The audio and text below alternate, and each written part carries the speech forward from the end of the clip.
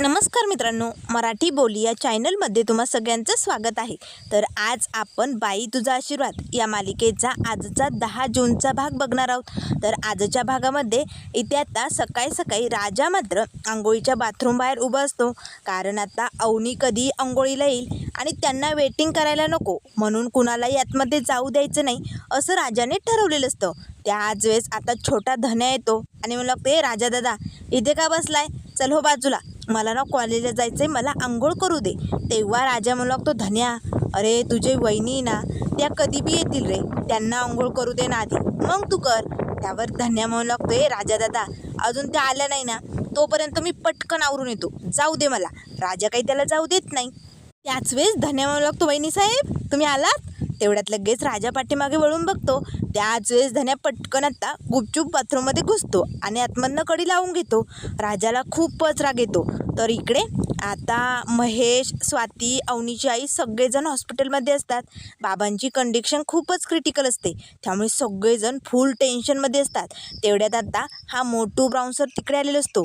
आता मात्र अवनीच्या बाबांची अशी अवस्था झाली हे कळताच या मोटूला खूप आनंद झालेला असतो. तेव्हा लगेच आता महेश समोर येताच तो नाटक करू लागतो. त्याच्या तोंडाला मार लागले असतो, तोंडही सुजलेलं असतं, हातालाही पट्ट्या वगैरे केलेले असतात. तेव्हा लगेच आता महेश या मोटूकडे बघू लागतो. त्याच वेळेस विवान म्हणू लागतो, महेश अरे कशी आहे बाबांची तब्येत? हे बघ, काल रागाच्या भरात मी नको नको ते बोललो रे तुम्हाला, पण मला खूप पश्चाताप आलाय. माझ्या मनात असं काही नव्हतं रे, पण जेव्हा मला बाबांच्या परिस्थितीचं कळलंय ना, तेव्हा मी लगेच धावत आलो. ते कसे आहेत आता? त्यावर लगेच आता महेश म्हणू लागतो, ठीक आहे ते नाही म्हणजे तसं टेन्शन आहे, पण तुला काय झालंय? तुला कोणी काही केलंय का? त्यावर लगेच आता विवान म्हणू लागतो, भेटली ना, मोठी शिक्षा भेटली मला तुमच्याशी रिलेशन जोडण्याची. तेव्हा लगेच आता महेश म्हणू लागतो, म्हणजे काय म्हणायचे तुला? बोल लवकर, कशाबद्दल बोलतोय तू? त्यावर लगेच आता विवानला आठवतं कसं तो अवनीच्या घरी गेला होता. अवनीने चांगलं त्याचं थोबाड फोडलं आणि कसं त्या सगळ्या भावंडांनी मिळून त्याला उघडं नागडं करून तिकडनं हाकलून दिलं. हे सगळे क्षण आता या मोठू विवानला आठवू लागतात. त्याच वेळेस तो महेशकडे बघू लागतो. तर इकडे आता सकाळी सकाळी पाण्याचं मात्र अंगण झाडण्याचं काम चालू असतं. तेवढ्यात आता लगेच सुली मात्र मिसरी लावण्याचं काम करत असते. त्याच वेळेस तिचं आता लगेच पाण्याकडे लक्ष देतो. तेव्हा हसतच सुली म्हणू लागते, अरे बापरे, काय वाईट दिवस आहे ना पाण्या तुमचे. अरे बाई आली ना तुमच्या घरात, सूनबाई आली तरी बी हे झाडलोट काय तुमच्याच्याने चुकलं नाही बाबा. अरे पाण्या, अरे बघ की काय चालू आहे तुमच्या घरात. त्याच वेळेस आता पाण्या एक नाही दोन नाही झाडून घेण्याचं काम करत असतो. तेव्हाही सुली मुद्दाम त्याला उकसवण्याचं काम करू लागते. काय रे पाण्या, नाही तेव्हा तुला तर लय मिरच्या झोंबतात, लय तुझ्या नाकावरती राग सोडतो, मग आता काय झालं? अरे आता घरात तर वहिनी आली ना तुझी, मग सांग की तिला झाडलोट करायला, तू कशाला करतोय ही सगळी कामं?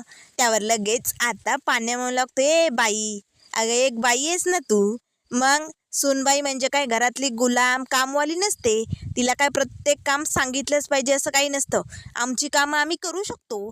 त्यावर सुली म्हणू लागते, अरे रे रे काय अवघड दिवस आलेत ना पाण्या, घरात बाई माणूस असून सुद्धा तुला झाडलोट करावी लागते, त्या यशाला स्वयंपाक धुणं भांडी समधी कामं करावी लागते.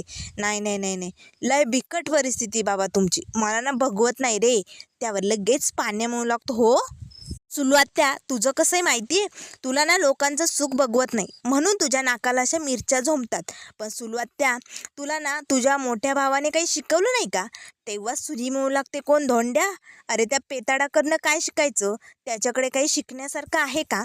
तेव्हा लगेच आता पाण्या म्हणू लागतो, सुलवात्या बरं ठीक आहे मी सांगतो, हे बघ घरात जरी सून आली असली तरी ती या घरची लक्ष्मी आहे, आम्ही काही सगळी कामं तिच्याकडनं करून घेणार नाही, आणि आमचे बाप पेताड जरी असले ना तरी आमच्या अण्णांनी एवढी शिकवण दिली, त्यामुळे हे बघ तू आमच्या घरात काय चालू आहे काय नाही याकडे डोकाडोकी करूच नको. ते म्हणतात ना, स्वतःचं ठेवायचं झाकून आणि दुसऱ्याचं बघायचं वाकून, हे मात्र चुकीचं असतं सुलवात्या, चल हट असे म्हणताच आता पाण्या लगेच कचरा सुलवात्याच्या अंगावरती ढकलतो आणि तिकडनं निघून जातो. या सुलीला मात्र खूपच राग येतो. तेव्हा लगेच आता ती रागानेच पाण्याकडे बघू लागते आणि म्हणू लागते, पाण्या तुला काय वाटलं? बाई आली घरात म्हणून लई शहाणपणा करायला लागला. पण एक गोष्ट लक्षात ठेवा, तुमच्या घराला या सुलीने शाप लावलाय आणि तो शाप कधी बी मोडीस ठरणार नाही. ही जी सून म्हणून पोरगी आणली ना घरात, मी तिला लवकरच घराच्या बाहेर काढणार आणि बघा, माझा शाप खरा ठरणार. नाही या पोरीला लवकरच इकडनं हलवलं ना तर नावाची सुली नाही, असे म्हणत आता नागडोळे मुरडत सुली आतमध्ये निघून जाते. तर इकडे अवनी आता आपले कपडे घेऊन अंघोळीसाठी निघालेली असते. त्याच वेळेस आता पाण्या मात्र गॅरेजमधनं फोन आलेला असतो. तेव्हा आता लगेच तो फोनवरती बोलत असतो. ए टरमाळ्या, तुला सांगितलं ना, असा जोर लावून पाना पीळ, म्हणजे कसा तो नट लवकरात लवकर निघून जाईल.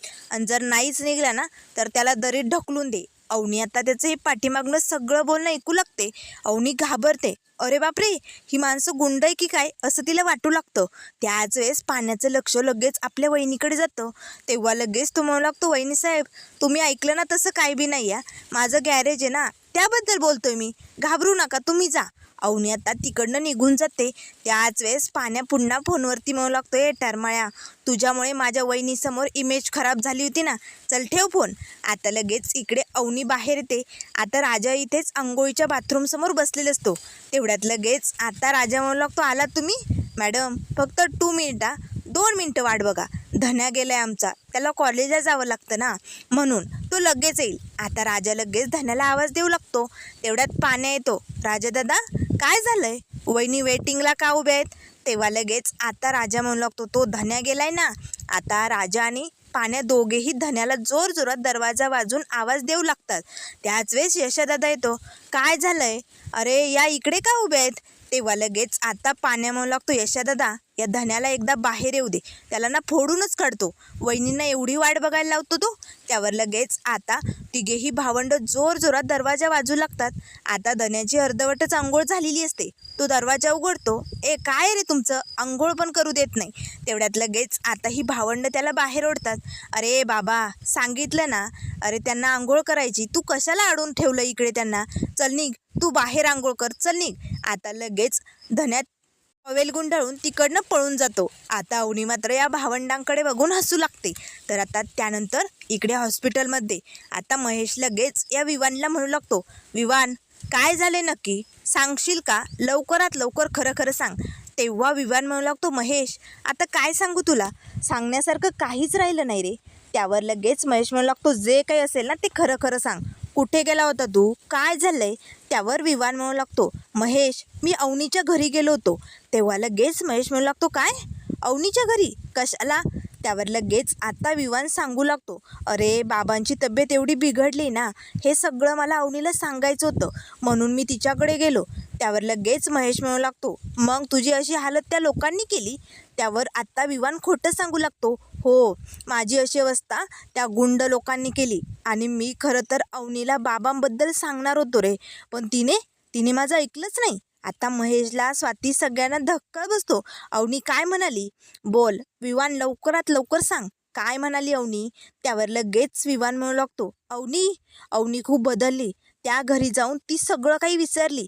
अरे मी तिला म्हणालो की बाबांची तब्येत खूप बिघडली, त्यांना हॉस्पिटलमध्ये नेलंय, पण ती मला बोलली, कोण बाबा? चंद्रकांत देशमाने यांना मी ओळखत नाही, त्यांचा आणि माझा काही संबंध नाही. असं खूप खोटं नाट्य आता या विवानने महेश आणि त्याच्या घरच्यांना सांगितलेलं असतं. आता मात्र सगळ्यांना हे ऐकून धक्काच बसतो. त्याच वेळेस महेश म्हणू लागतो, अवनी असं म्हणाली? आता जर त्या अवनीमुळे माझ्या बाबांना काही झालं ना, तर मी तिला आणि तिच्या त्या नवऱ्या राजाला सोडणार नाही. आता विवान खुश होतो, कारण त्याने नको नको ते अवनीच्या विषयी यांच्या मनात खूप काही काही भरलेलं असतं. तर आता त्यानंतर अवनी आता बाथरूममध्ये आलेली असते. आता मात्र यांचं बाथरूम बघून तिला जरा भीतीच वाटते, कारण आतमध्ये खूप गबाळ असतं, राडा असतो, कपडे असतात आणि धन्याने आंघोळ केलेलं सगळं सामान अस्तव्यस्त पडलेलं असतं. सगळ्या साबणीचा फेस बाथरूममध्ये असतो. तिला जरा किळसही येते, पण आता ती लगेच बादलीभर पाणी त्या ठिकाणी टाकते आणि स्वच्छ करून घेते. त्याच वेळेस आता तिचं भिंतीवर लक्ष जातं. भिंतीवर पाल असते. आता मात्र अवनीला या सगळ्याची सवय नसते, ती खूपच घाबरते. तर त्यानंतर आता राजा लगेच आतमध्ये येतो आणि धन्याला म्हणू लागतो, ए तुलाही मोठं साहेब होणार आहे का? एवढ्या लवकर कॉलेजला जाऊन तुला काय तीर मारायचं आहे? 10 मिनटं उशिरा आंघोळीला गेला असता तर काही बिघडलं असतं का? त्यावर लगेच आता धन्या म्हणू लागतोय, दादा जाऊ दे ना, झालंय ना आता, मिटलंय ना, सोड ना. त्याच वेळेस आता अवनी आंघोळ करून येते. काय चालू आहे? नाही म्हणजे मला ना हे कपडे धुवायचेत ना, वॉशिंग मशीन कुठे? तेव्हा लगेच आता ही भावंडं एकमेकांकडे बघू लागतात, कारण या गरीब लोकांकडे वॉशिंग मशीन कधीच नसतं. तेव्हा लगेच आता राजा म्हणू लागतो, वॉशिंग मशीन आहे ना. तेव्हा लगेच धन्या म्हणू लागतो, आहे कुठे? तेव्हा राजा म्हणू लागतो, हाय म्हणजे ते होतं, पण कसं आहे ना, आम्ही AIचं वॉशिंग मशीन घेतलं होतं ना, आणि आमचं पाणी साधं क्वालिटीचं त्या मशीनला सूट झालं नाही, म्हणून ते चाललंच नाही, आम्ही रिटर्न केलं. आता राजा मात्र इथे काही बाता ठोकू लागतो. सगळी भावंडं त्याच्याकडे बघत असतात. तेव्हा लगेच आता अवनी म्हणू लागते, मग आता हे कपडे कुठे धुवायचे? त्यावर राजा म्हणू लागतो, चला मी तुम्हाला भारी वॉशिंग मशीन दाखवतो. आता लगेच बाहेर हौदावरती राजा मॅडमला घेऊन येतो. मॅडम, हे आहे आमचं खरं वॉशिंग मशीन. इकडे मस्त कपडे धुवता येतात. याने असे कपडे धोपटायचे आणि वाळवत घालायचे, खूप भारी निघतात. त्यावर लगेच आता अवनी म्हणू लागते, असे? तेव्हा राजा म्हणू लागतो, मॅडम तुम्ही टेन्शन घेऊ नका, अहो मी आहे की, मी धुतो. तेव्हा अवनी म्हणू लागते, नाही नाही नको, माझे कपडे मी धुते. तेवढ्यात यशादादा आता अवनीसाठी चहा घेऊन येतो. हे घ्या, तुमच्यासाठी चहा आणलाय, आणि तुम्ही इकडे काय करताय? तुम्ही का कपडे धुतायत? नाही नाही नाही नको, तुम्ही नका धू. आणि राजा तू काय बघत बसलाय? तेव्हा राजा म्हणू लागतो, दादा अरे मी त्यांना बोललोय मी धुतो म्हणून, पण ते ऐकत नाही. त्यावर लगेच आता अवनी म्हणू लागते, नाही नको, मी धुते ना माझे कपडे. तेव्हा लगेच आता यशादादा म्हणू लागतो, ठीक आहे तुम्ही धुवा, पण वाळवत तो घालील, तुम्ही फक्त पाण्यातनं काढून द्या. आता लगेच अवनी यशादादाकडे बघते. यशादादा आता तिला पिण्यासाठी चहा देतो. त्याच वेळेस आता ही भावंडं आतमध्ये निघून जातात. आता राजा आतमध्ये निघालेले असतानाच अवनी म्हणू लागते, थांब राजा, नाही म्हणजे कालपासून मला खूप टेन्शन आलं आहे रे. बाबांची तब्येत ठीक असेल ना? त्यांना काही झालं तर नसेल ना? खूप काळजी वाटते रे. तेव्हा लगेच राजा म्हणू लागतो, मॅडम अहो फोन करा की मग. त्यावर अवनी म्हणू लागते, राजा मी फोन नाही करू शकत रे, महेशदादा खूप भडकेल वहिनीवरती. त्यावर लगेच राजा म्हणू लागतो, मॅडम मग थांबा, आपण ना एक सोल्युशन काढू. आपण एक काम करूया, तुम्ही या आतमध्ये. आता अवनी आणि राजा आतमध्ये येतात.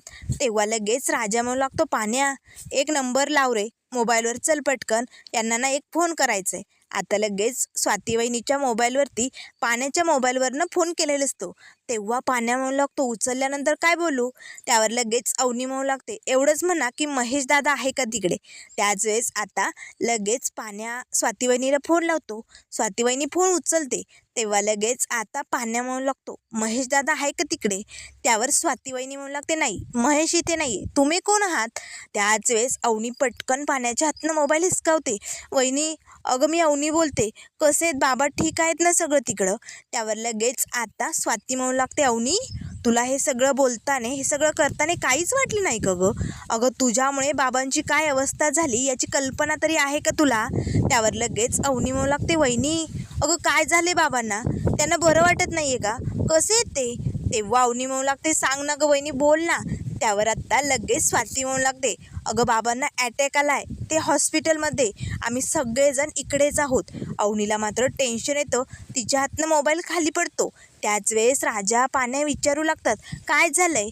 तेव्हा लगेच आता अवनी म्हणू लागते, बाबा हॉस्पिटलमध्ये, त्यांना काही होणार तर नाही ना?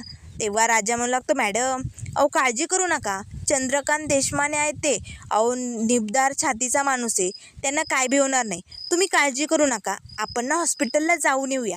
तर त्यानंतर इकडे आता धोंडियांना मात्र चहाच्या टपरीवरती आलेले असतात. आता घरात सून आली, बाईचा आशीर्वाद लागलाय, त्यामुळे धोंडियांना खूप खुशमध्ये असतात. तेवढ्यात आता दत्त्या तिकडे असतो. आता मात्र दत्त्या लगेच खाली मान घालून तोंड लपवण्याचा प्रयत्न करू लागतो. त्याच वेळेस धोंडियांना म्हणू लागतात, ए दत्त्या, अरे तुला कोणी खलबत्यात कुठला की काय? असा थोबडा असा का झालाय तुझा? अरे दत्त्या बघ की इकडे, का माझ्या घरात बाईचा आशीर्वाद लागलाय म्हणून तुझं तोंड असं पडलंय, बोल ना. त्याच वेळेस आता आजूबाजूचे लोक लगेच धोंडियांनाकडे बघू लागतात. तेव्हा लगेच आता धोंडियांना म्हणू लागतात, ए 2 वडापाव आणि मस्त हाफ कटर दे, आणि आज इथे जेवढे सगळे जमलेत ना, तेवढ्यांना माझ्या वतीने जे खायचं आहे ना ते देऊन टाक, कारण आज हा धोंडियांना लय खुश आहे, त्याच्या घरात सून आली. तेव्हा लगेच दत्त्या म्हणू लागतो, ए जास्त मास दाखवू नको हा.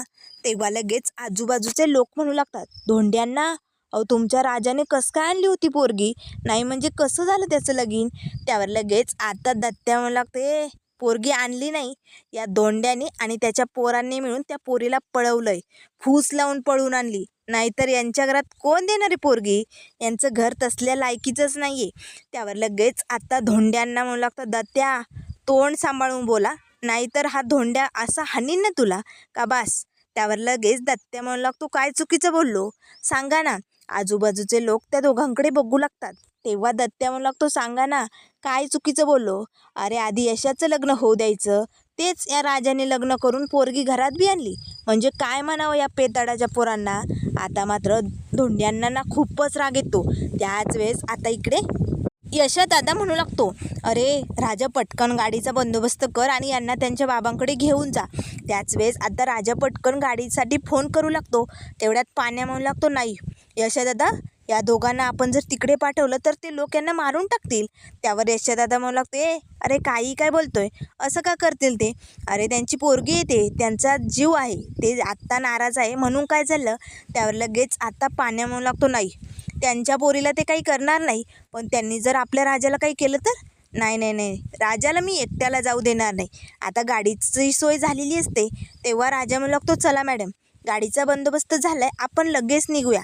त्याच वेळेस पाण्या म्हणू लागतो, राजा दादा थांब, मी तुला एकट्याला जाऊ देणार नाही, त्या लोकांनी तुला काही केलं तर, नाही नाही नाही, मी तुझ्यासोबत येणार. तेव्हा राजा म्हणू लागतो, रे बाबा कशाला एवढी काळजी करतोय, जाऊ दे ना, उशीर होतोय. त्याच वेळेस आता लगेच पाण्या म्हणू लागतो, हे बघा मी निगेटिव्ह जरी बोलत असलो ना तरी माझ्या मनात येतं या, ते लोक राजाला मारून टाकतील. त्यावर राजा म्हणू लागतो, हे बघ तिकडे जर काही गडबड वाटली तर पोलिसांच्या आधी मी तुला फोन करून कळवेल, चालेल. आता राजा आणि अवनी निघालेले असतात. आता मात्र अवनी रडतच घराबाहेर पळतच निघालेली असते. त्याच वेळेस सगळी भावंडं आता तिच्या पाठोपाठ बाहेर आलेली असते. आता मात्र हे सगळं या सुलीने बघितलेलं असतं. सुली मात्र खूप खुश होते, कारण इकडे काय झालंय तिला ठाऊक नसतं, पण अवनी रडते, सगळे भावंडं तिच्या पाठीमागे पळत आहेत. याचा अर्थ यांच्या घरातली सून निघून चालली असं तिला वाटू लागतं. सुली मात्र आनंदाने उड्या मारू लागते, अरे बापरे, धोंड्याच्या घरातली सून पळून चालली दुसऱ्याच दिवशी. आता सुलीला खूप आनंद होतो. आजूबाजूच्या बायका ज्या असतात ना त्या सगळ्यांना आता ही सुली आवाज देऊ लागते, या या लवकरात या, अरे बघा हा धोंड्या काल सून आली म्हणून नाचत होता, पण आज त्याची सून रडतच हे घर सोडून चालली, चला चला लवकर या, असे म्हणत आता सुली आजूबाजूच्या लोकांना आवाज देऊ लागते. आता मात्र राजा आणि अवनी गाडीत बसून गेलेले असतात, पण मात्र यशादादा, पाण्या आणि धन्याला खूप राग येतो. तेव्हा पाण्या म्हणू लागतो, ए सुलू आत्या, उगाच काही ठाऊक नसताने लोकांच्या घरात नाक फुकसुपसायची सवय तुझी कधी जाणार आहे, अगं थांबव हे सगळं, असं काय बी झालेलं नाही आहे. तेव्हा सुली म्हणू लागते, पाण्या मला समजत चांगलंच माहिती, अरे तुमच्या घरात बाई टिकूच शकत नाही, अरे या असल्या भिकारड्या घरात कोणतली पोरगी राहणार, नाही राहू शकत, म्हणून ती पळून चालली हो ना, असे म्हणत आनंदाच्या भरात ही सुली लगेच दत्त्याला फोन करायला आतमध्ये निघून जाते. त्याच वेळेस आता इकडे धोंड्यांना म्हणत असतात, दत्त्या लायकीत राहायचा, नाहीतर माझ्याशी गाठी, हे बघ माझ्या सुनेबद्दल जर काही बोलला ना तर असं तोंड फोडीन ना, परत जर माझ्यासमोर आला ना तर तोंडसुद्धा दाखवू शकत नाही, असं थोबडा करीन तुझा. त्याच वेळेस आता या दत्त्याला सुलीचा फोन येतो. आता दत्त्या पटकन फोन उचलतो. आता मात्र सुलीने ही आनंदाची बातमी या दत्त्याला दिलेली असते. दत्त्या मात्र खूप खुश होतो. आता या धोंड्याला चांगलाच माज दाखवतो. तेव्हा सुली म्हणू लागते, दाखव दाखव, बघ आता त्याची सून पळून गेली हे कळताच कसे हातपाय गळून जातात त्याचे. आता मात्र फोन बंद होता. सुली खूप खुश होते, लय बाईचा आशीर्वाद मिळाला म्हणून नाचत होता. आता बघ गेली तुझ्या घरची सून पळून.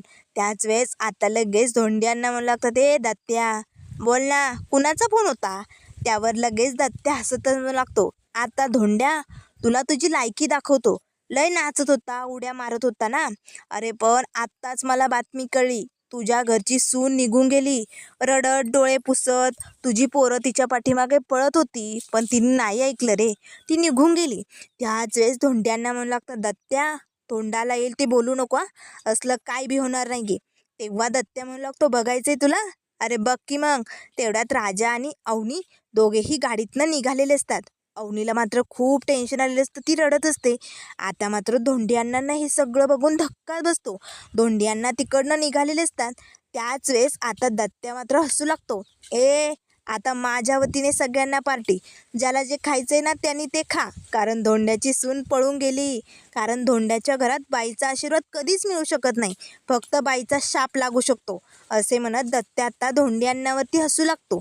धोंड्यांना आता नाराज होऊन त्यांना खूप वाईट वाटतं. ते तिकडनं आपली सायकल घेऊन घरी निघालेले असतात. तर त्यानंतर आता गाडीत बसल्यानंतर अवनी राजाला म्हणू लागते, आज जे काही झालं आहे ना ते फक्त तुझ्यामुळे.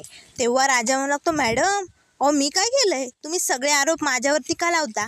त्यावर अवनी म्हणू लागते, सगळं तुझ्यामुळे झालं आहे, पण आता काही बोलू नको, मला ना काही ऐकायचं नाही आहे. खरं तर ना मीच चुकीचे विचार केले. का मी माझ्या स्वप्नांचा विचार केला, माझ्या बाबांचा विचार करायला पाहिजे होता मी.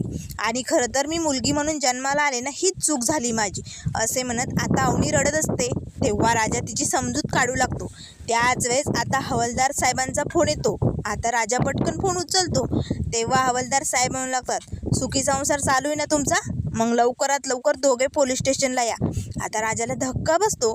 तेव्हा राजा म्हणू लागतो, कशासाठी यायचंय, आता आम्ही तुमचा आशीर्वाद घेतला, सगळं झालंय ना, मग कशाला बोलवताय. तेव्हा हवालदार म्हणू लागतात, हे बघा तुमचं मॅरेज सर्टिफिकेट द्यायचं आहे, लवकरात लवकर या. आता राजाला धक्का बसतो. राजा गाडीतनं खाली उतरतो आणि बाजूला बोलायला जातो. तेव्हा हवालदारांना तो म्हणू लागतो, मी एकटा आलो तर चालेल. त्यावर हवालदार साहेब म्हणू लागतात, तू त्या पोरीला सोडून दिले का, 2 दिवसात तुमचा संसार मोडला तर नाही ना. तेव्हा राजा म्हणू लागतो, नाही नाही असं काही झालं नाही आहे.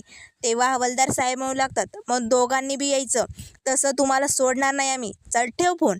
आता राजाला मात्र मोठं टेन्शन आलं असतं, कारण जर पोलीस स्टेशनमध्ये अवनीला मॅरेज सर्टिफिकेट आणायला नेलं तर काय काय होईल, असे असंख्य प्रश्न त्याच्यासमोर उभे असतात. त्यामुळे राजा म्हणू लागतो, देवी आई आता मला वाचव गं बाई, आता पुढे काय होणार आहे ना हे तुलाच माहिती आहे. तर त्यानंतर मित्रांनो पुढील भागामध्ये आपल्याला बघायला मिळेल, राजा आता अवनीला घेऊन हॉस्पिटलला पोचलेला असतो. तेव्हा लगेच आता स्वाती वहिनी म्हणू लागते, अवनी अगं कशाला आली तू, अगं बाबांना अटॅक आला आहे, ते हॉस्पिटलमध्ये आले, हे कळूनही तुला काहीच फरक पडला नाही, तुझा आणि त्यांचा काही संबंध नाही असं म्हणाली ना तू, मग कशाला आली आता तुझं तोंड घेऊन इकडे. त्यावर अवनी म्हणू लागते, वहिनी तुला कोणी सांगितलं हे सगळं. तेव्हा लगेच आता स्वाती म्हणू लागते, विवानने सांगितलं आम्हाला सगळं, काल रात्री तू काय काय बोलली हे सगळं सांगितलं आहे आम्हाला.